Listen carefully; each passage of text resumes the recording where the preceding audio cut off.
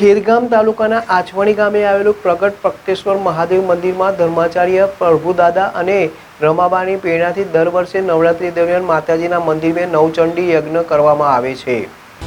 ખેરગામ તાલુકાના આચવણી ગામે આવેલું પ્રગટ પ્રગટેશ્વર મહાદેવના મંદિરના ધર્માચાર્ય પ્રભુદાદા અને રમાબાની પ્રેરણાથી દર વર્ષે નવરાત્રી દરમિયાન માતાજીના મંદિરે નવચંડી યજ્ઞ કરવામાં આવે છે, જેના ભાગરૂપે આજે 5મા નોરતે નવસારી દુધિયા તળાવ સ્થિત પૌરાણિક આશાપુરી મા મંદિર પરિસરમાં નવચંડી યજ્ઞ યોજાયો હતો। આ યજ્ઞનો શુભારંભ બ્રહ્મ મુહૂર્તમાં સવારે 5 વાગે દેહ શુદ્ધિ સાથે કરવામાં આવ્યો।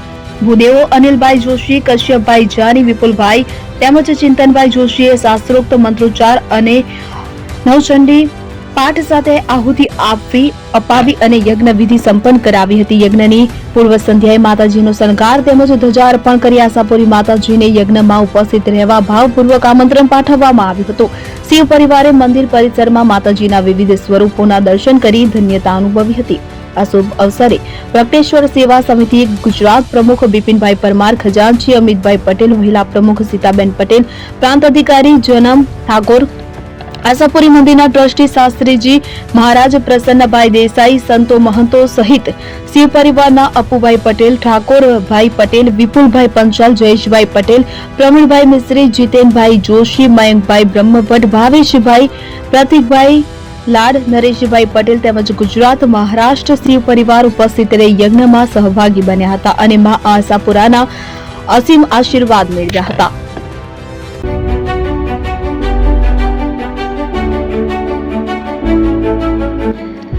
છાસવાલા આવી ગયા છે હવે પ્રાંતિજમાં। પ્રાંતિજ તથા તાલુકાના લોકોને હવે અમદાવાદ, ગાંધીનગર કે પછી હિંમતનગર સુધી લાંબા નહીં થવું પડે।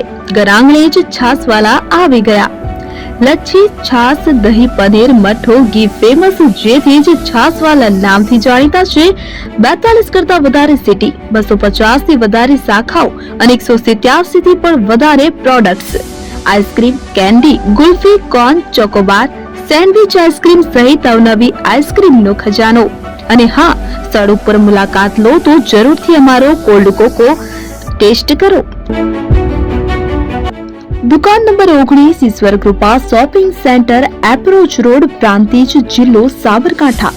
Contact number 8329611618 Chandan Patel.